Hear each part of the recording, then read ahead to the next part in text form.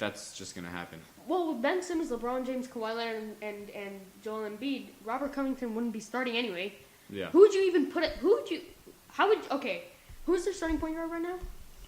I believe they are, well, I mean, next year I think you got to start Markelle Fultz. Okay, let's say they keep Markelle Fultz. And yes. How well, they're are going you, to. Well, yeah, he's untouchable. But are you putting? What's your starting lineup? I would probably have to go, Markelle Fultz, Kawhi Leonard. Yeah, put him at the 2. And then Simmons 3, LeBron 4, and yeah, Embiid 5.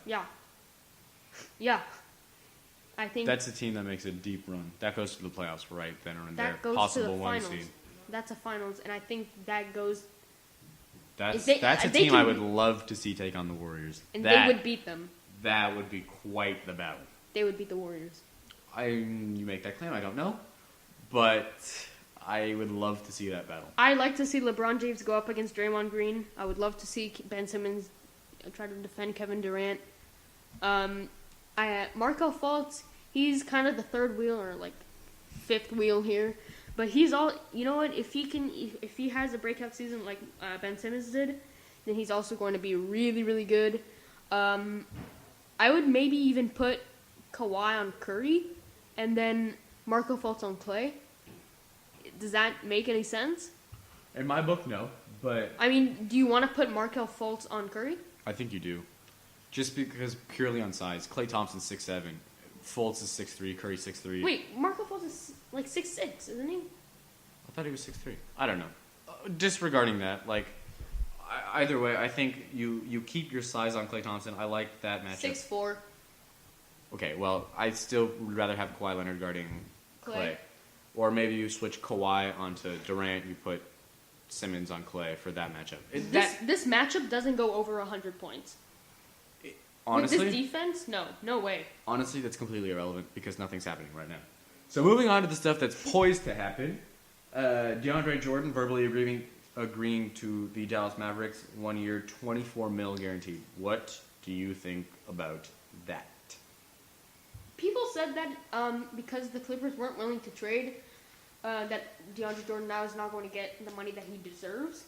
But this $24.1 million is the amount of money that the Clippers would have offered him in the auction.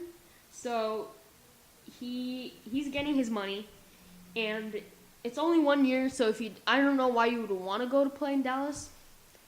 But Dallas is not a destination. I don't think that Dallas is. Why would you want to do that? Adam, why would you want to go to fucking Dallas? I actually think it's a good idea. I know you don't, but think about the team they're assembling in Dallas. You've got Dennis Smith, Luka Doncic, Harrison Barnes, Dirk Nowitzki, DeAndre Jordan. That's a good team with a lot of young talent that I think. I mean, obviously you're not making it run. You're not taking down the Rockets. You're not taking down the Warriors. You're not taking down the hypothetical 76ers. So yes, but I think it's definitely a team that you can build around. So you might not think Dallas is quite the destination that anyone else does, but I actually kind of like it. So, yes, he's gone. You know who's not gone? Paul George. Breaking news yesterday, everyone shocking Paul George at Russell Westbrook's party, making the declaration that he's staying. Contract details come out, 4 year, $137 million player option. What are you thinking? I'm honestly surprised that they can pay him that money. They don't owe him, but they're going to be paying Russell Westbrook $218 million over these next 4 years now, because the last year he was making 40. I think he's the highest paid. Is it him or James Harden? Westbrook. Both of them are making 200 in the 210s. So I don't know how they were able to sign Paul George, let alone Russell Westbrook and Paul George and Carmelo Anthony, who's getting $27 million. That's a major L. And we've said this already today. Paul George or Carmelo Anthony isn't a star. Like he's a good player. He's not an all-star like he used to be. He's not worth $27 million, damn near 30. So, that's interesting. I don't think that idea for Carmelo Anthony, but I don't know how they're able to pay a max contract for Russell Westbrook, a max contract for Paul George, and for Carmelo Anthony these days, that is a max contract. Yeah. Honestly, I don't understand it. Clearly, there's good chemistry between Westbrook and George.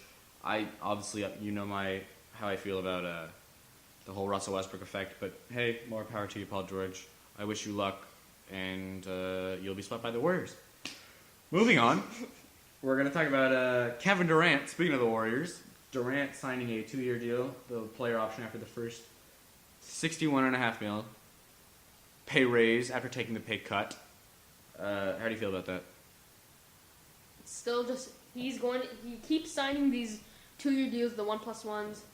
It's a 1 year, then he has a player option where he's always going to keep going into free agency every single year because the cap keeps going up. He's still taking, this is still relatively a pay cut because 30 mil, it's not 40. It's not 40. Yeah.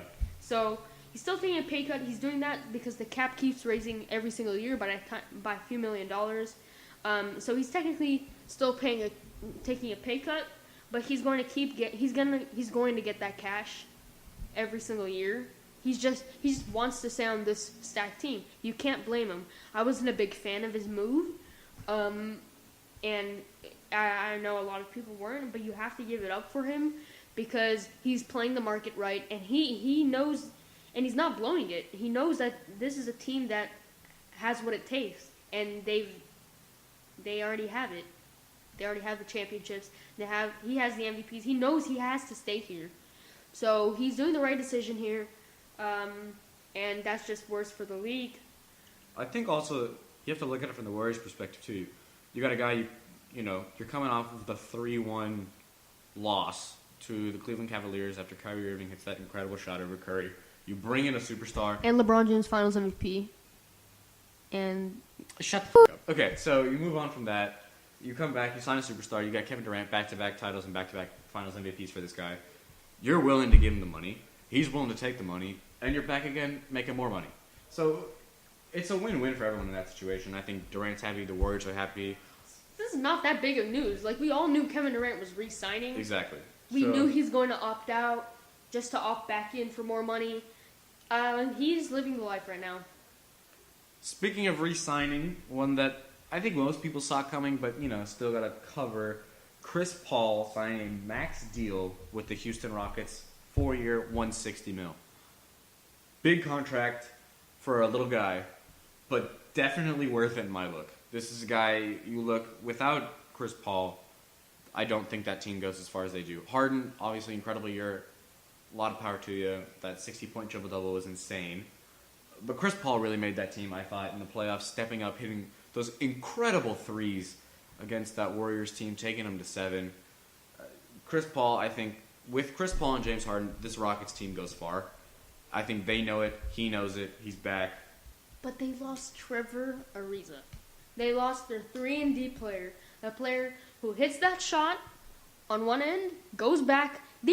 I heard people saying this, and it's true. I've watched their games. They put Ariza on the team's best player on the other side. They put him on Kevin Durant. They put him on LeBron James.